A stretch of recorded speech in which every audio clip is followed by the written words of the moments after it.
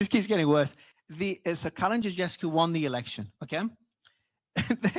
they canceled the election within days. And that's in an EU member. Okay, so they canceled the election. Crazy enough. Then they barred, so I interviewed Georgescu, and he called me the day he was arrested. He's like, Mario, I'm being arrested. I was in, I can't remember where I was at the time, but I just froze on the phone. I'm like, holy shit. Like they're going ahead with that path, despite J.D. Vance's speech, despite, Elon was very vocal about it. They continue down the path, which is, I just don't understand how they think. And I'm saying they very loosely, because I don't know who calls the shots. George Simeon pointed the finger at Macron recently. But I just don't know how it works behind the scenes. That's probably a question I'd love to hear later the answer to. But so just for anyone that doesn't know, so Georgescu was supposed to be the leader of that country.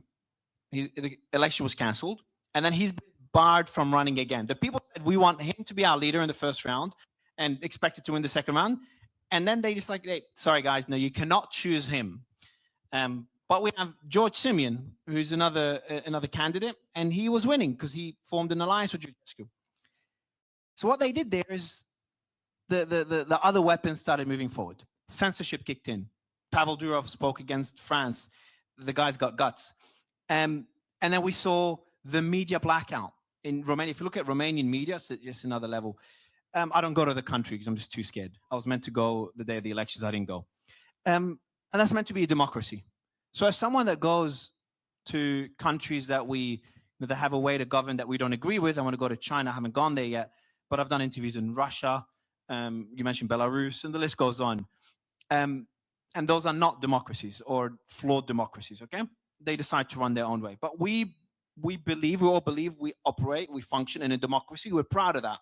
That's the system we would wish to other countries as well. But does Romania seem like a democracy? Does the AFD being targeted by the intelligence, does that seem like a democracy?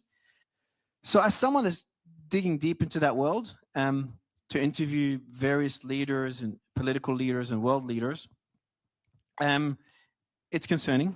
And the definition of sovereignty and what we're seeing right now with a lot of countries wanting to, at least considering exiting the EU. When Brexit happened, I was shocked. I'm like, what a stupid decision.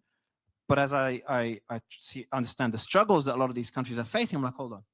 Now I understand where the struggle's coming from. So I'm genuinely worried, but I'm also very hopeful. I still think and I still believe that Europe has some of the world's best democracies.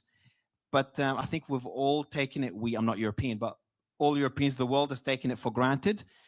And as someone that fights for free speech around the world, I really, really hope that things change, and things are changing. It's like they're shooting themselves in the foot. The way they're doing it is so blatant, and people are starting to realize it.